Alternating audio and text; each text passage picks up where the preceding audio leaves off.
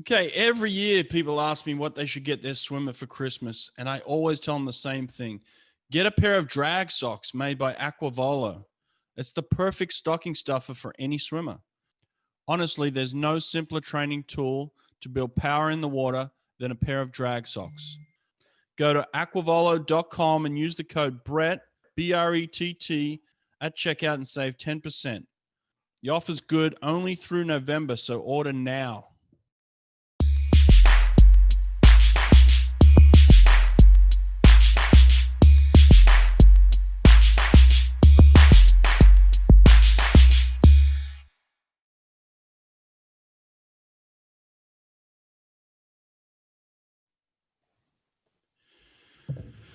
All right, Steve Buckley, the UK pullbuoy. We got you at UK. We got pullbuoy.co.uk. Welcome to the show, mate. No, thanks for having me, Brett. Yeah, appreciate it. So you're a bit of a swim nerd, well, I don't know. I don't know if I'm in that category, but I love swimming, so I could call myself a swim nerd. You're in that category too, right?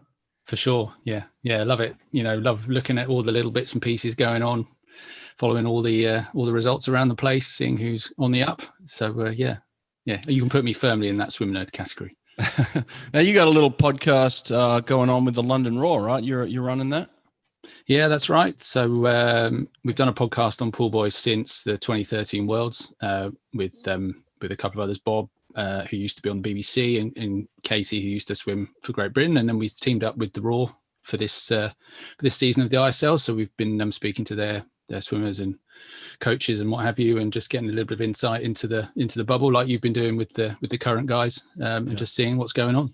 Yeah, mate, it's a lot of fun. I'm loving it. It's fun to watch for sure, and we've got some exciting matches coming up. I wanted to talk to you about those this weekend and early into next. So we've got the first semifinal, I believe, is with Energy, London, Tokyo, and the New York Breakers. Let's talk about that one real fast. What's your opinion on how that'll go?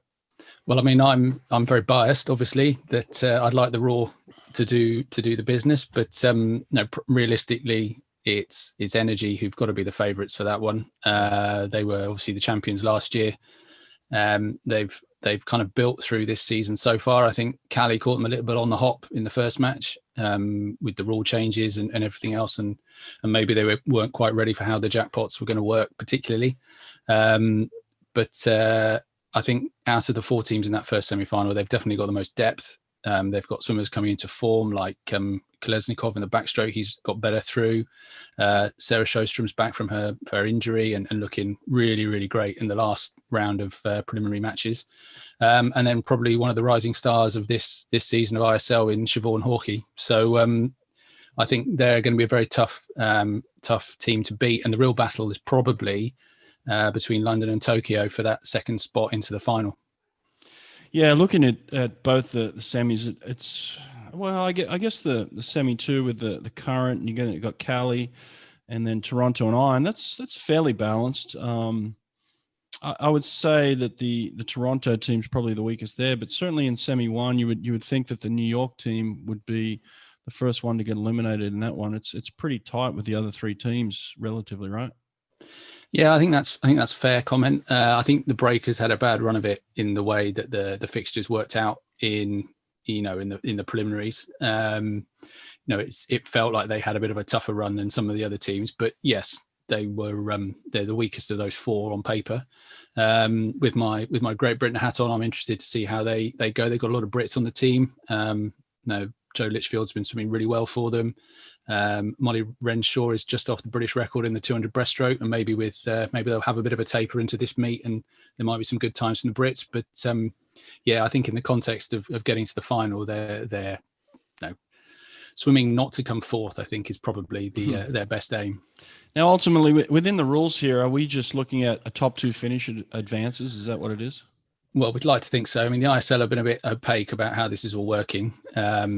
How they drew the semi-finals, for example, how the draw in the preliminaries went. But I think, based on how the Derby meets worked last year, I think we can be fairly sure it will be top two in each semi goes through to the final. Yeah. Now, the Tokyo team's been a bit of a surprise, only because I don't really know all the athletes. But, man, they've got some kids that can swim, that's for sure.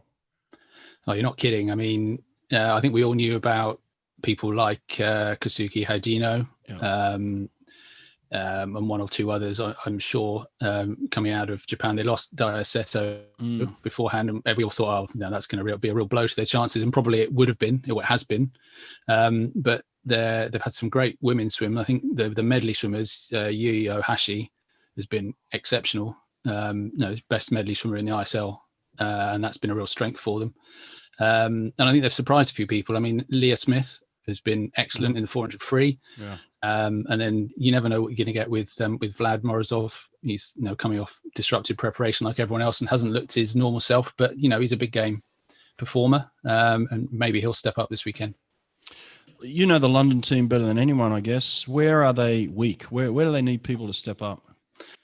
Well, I think, and we're speaking relatively here when we talk about weaknesses, compared to their competitors, obviously. But I think men's sprint free is an area where they're a little bit weak. I mean, Duncan Scott is obviously great in that space, but they're asking a lot of him. I mean, in some matches he's done the 100 free, 200 free, swum a relay, and then done the 400 IM on the same day.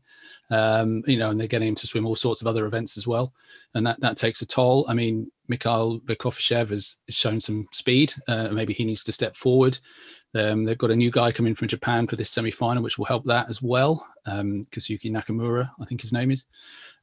Someone out there will correct me if I've got that horribly wrong. But that's probably one area. And then they need the guys who came in a bit late from Bath to kind of move forward a bit.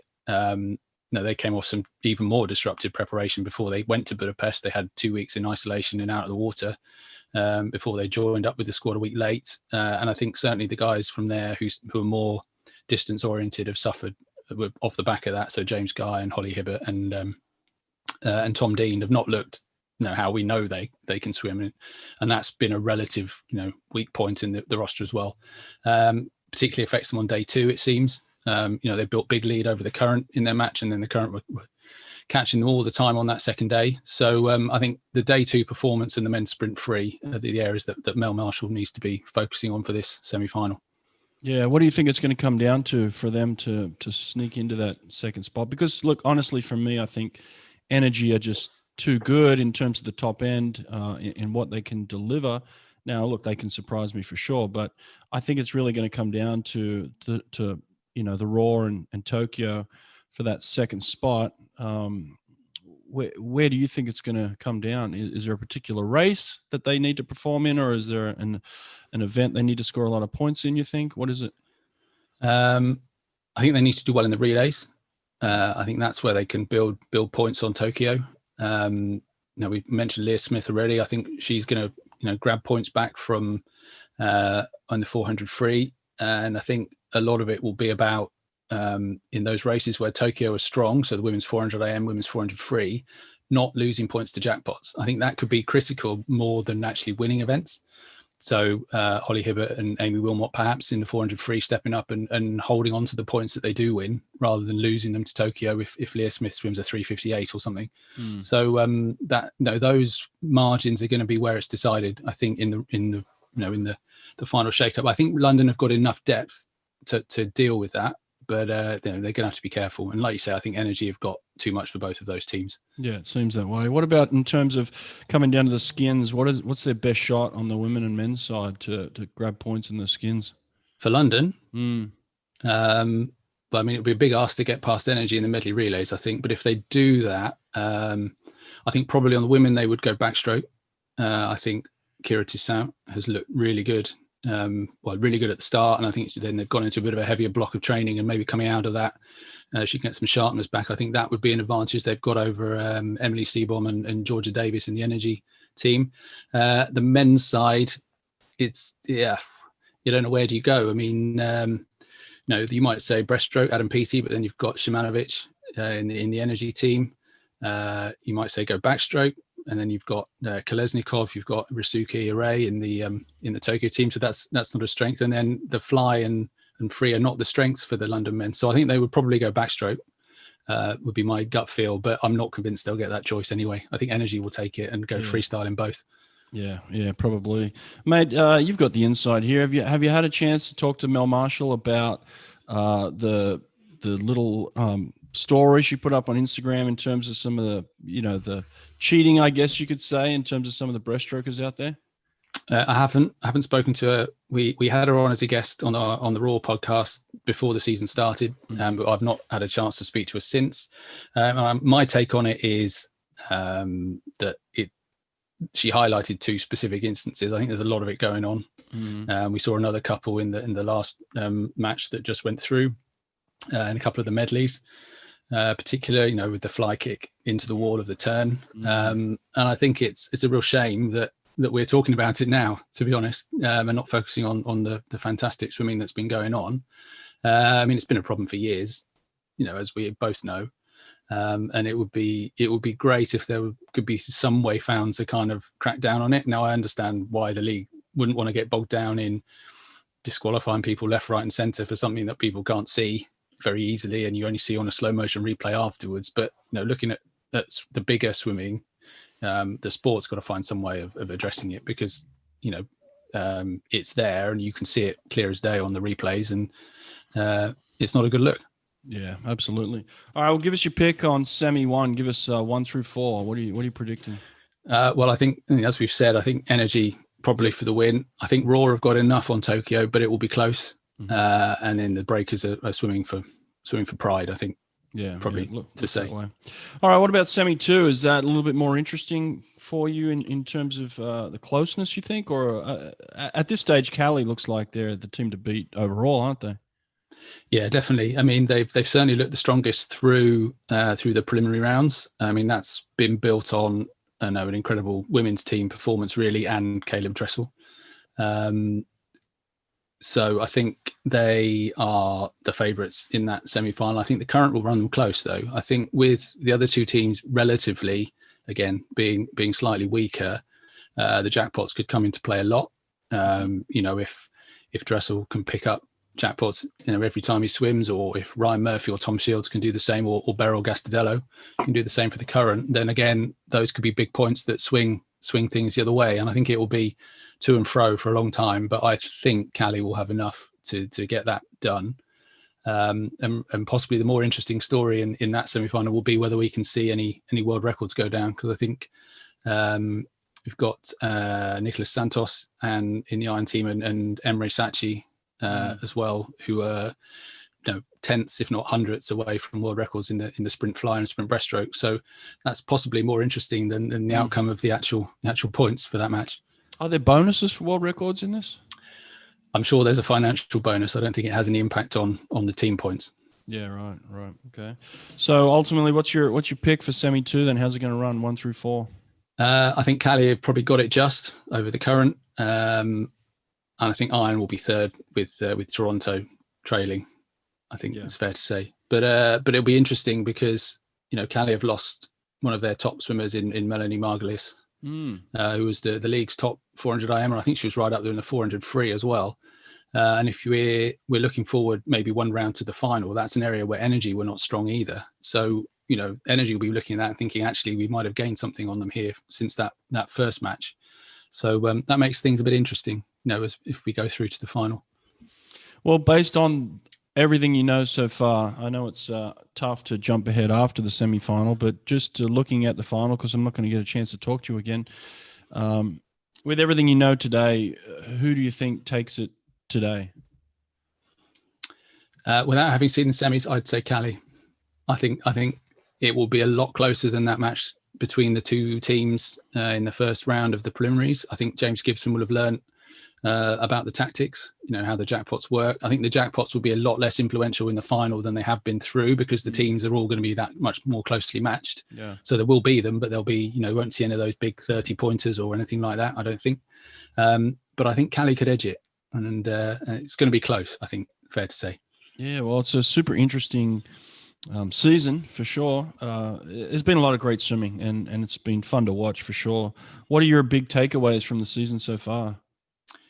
I think, well, you're right. It's exciting just to have swimming back. Here in Britain, pools are closed again. We've had nothing all summer.